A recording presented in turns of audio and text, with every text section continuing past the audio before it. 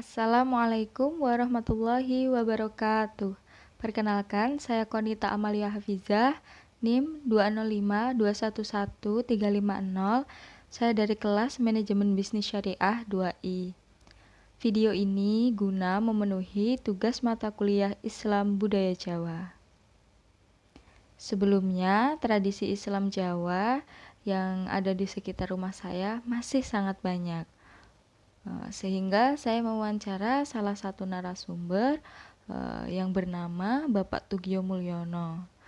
Beliau adalah kakek saya sendiri, karena di keluarga saya juga masih banyak melakukan tradisi Islam Jawa ini dalam kehidupan sehari-hari. Contoh tradisi Islam Jawa yang masih dilaksanakan di sekitar lingkungan rumah saya, yang pertama adalah malam satu suro atau yang biasa kita sebut dengan suronan. Suronan ini dilaksanakan setiap malam satu suro pada kalender Jawa atau pada malam satu Muharram pada kalender Hijriah. Suronan ini memiliki tujuan agar kita dapat menghapuskan segala hawa nafsu dan keburukan yang ada dalam diri kita dengan cara menjalankan tirakat atau perenungan diri. Selanjutnya, yang kedua, ada kegiatan yang bernama bersih desa atau rosulan. Atau bisa juga disebut rasulan. Bersih desa ini biasa dilaksanakan setelah musim panen datang dan biasa juga dilaksanakan pada bulan besar atau pada saat bulan Idul Adha. Tujuannya adalah agar desa kita tersebut tidak terkena mara bahaya dan malapetaka, juga agar diberikan rahmat dan diberkahi oleh Allah Subhanahu wa taala. Sebenarnya tujuan lain dari bersih desa ini adalah sebagai wujud rasa syukur masyarakat atas rezeki yang telah diberikan oleh Allah Subhanahu wa taala.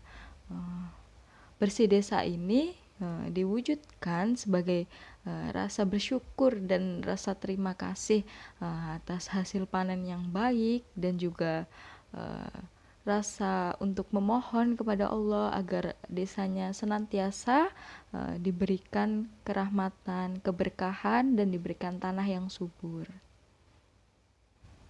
Yang ketiga, ada selamatan atau yang biasa kita sebut dengan tahlilan. Mungkin kita sudah nggak kaget lagi ya dengan istilah ini, nggak baru gitu loh, karena sudah biasa terjadi di lingkungan sekitar rumah kita. Karena sampai saat ini masih banyak yang melaksanakannya, termasuk sebenarnya keluarga saya sendiri juga melaksanakan kegiatan tersebut. Tahlilan ini bertujuan untuk mendoakan orang yang sudah meninggal. Tahlilan atau selamatan dilaksanakan setiap 7 hari setelah orang meninggal, lalu 40 hari setelah orang meninggal, lalu ada 100 hari setelah orang meninggal, lalu ada pendak pertama atau yang dilaksanakan sekitar 300 atau 400 hari setelah orang meninggal. Ada juga pendak kedua, itu biasa dilaksanakan sekitar hari ke-600 atau 700 setelah orang meninggal, dan juga ada juga pendak ketiga, itu yang terakhir, yaitu 1000 hari setelah orang yang didoakan tersebut meninggal. Sebenarnya tahlilan ini awalnya berasal dari nenek moyang kita zaman dahulu. Orang-orang dahulu itu suka sekali berkumpul ya, suka sekali ya berkumpul beramai-ramai gitu, saling mengobrol satu sama lain, berkumpul juga dengan para ahli mayit atau yang ahli di bidang tersebut gitu loh, tentang seputar mayit. Jadi tradisi itu yang kemudian masih dilaksanakan sampai saat ini gitu. Jadi kenapa kok tradisi tersebut masih dilaksanakan sampai saat ini dengan campur tangan Islam? Karena tradisi tersebut sudah ada sebelum Islam masuk, sehingga saat Islam masuk, sunan-sunan itu menyebarkan agama Islam di tanah Jawa ini dengan tidak menghilangkan tradisi yang sudah ada gitu. Jadi kita itu tetap menghargai budaya dan tradisi yang ada, tapi juga tetap dengan tujuan yang mulia, dengan niat yang baik gitu, hanya semata-mata karena Allah, tidak karena hal yang lainnya.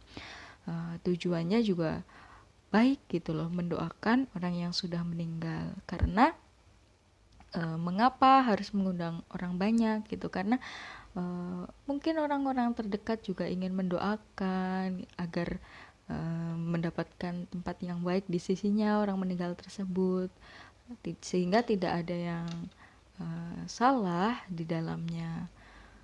Karena selama niatnya baik, selama tujuannya juga baik gitu, pasti hasilnya pun akan baik dan insya Allah akan diridhoi oleh Allah. Sehingga sampai saat ini masih banyak masyarakat dan orang-orang yang turun-temurun dari zaman dahulu melaksanakan tradisi tersebut, tapi tetap dengan keteguhan dan dengan niat yang utuh hanya karena Allah dan bukan karena hal-hal yang lainnya. Yang keempat, ada yang disebut dengan maleman.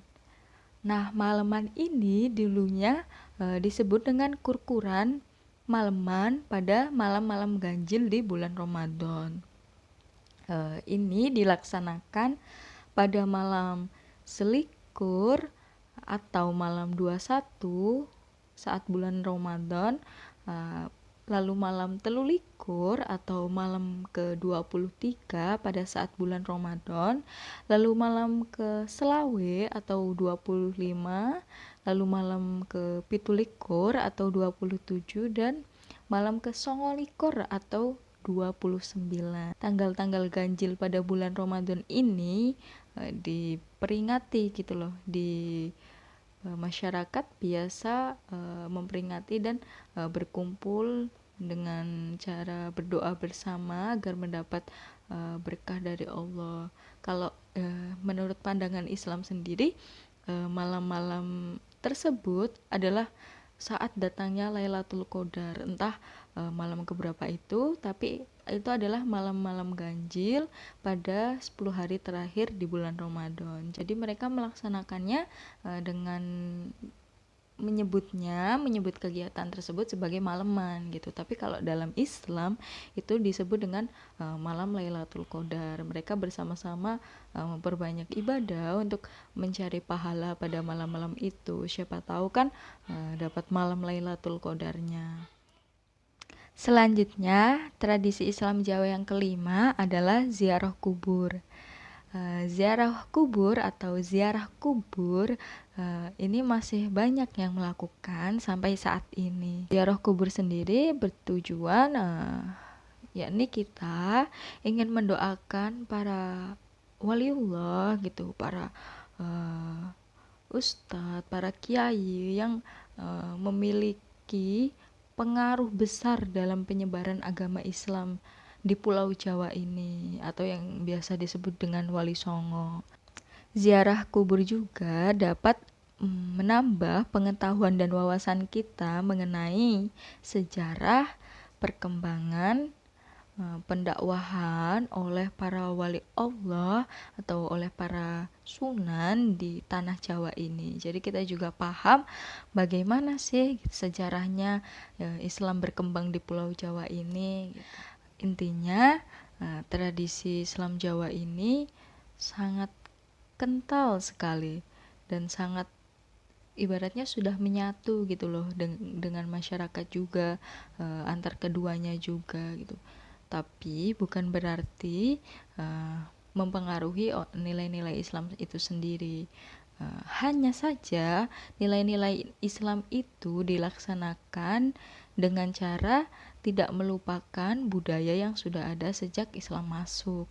Jadi budaya-budaya dahulu juga tetap dilaksanakan, budaya-budaya terdahulu orang Jawa tersebut tetap dilaksanakan, tapi dengan ajaran Islam. Jadi tidak sampai keluar jalur dari ajaran Islam dan tetap berada di jalan yang benar dengan tidak melupakan sejarah yang ada.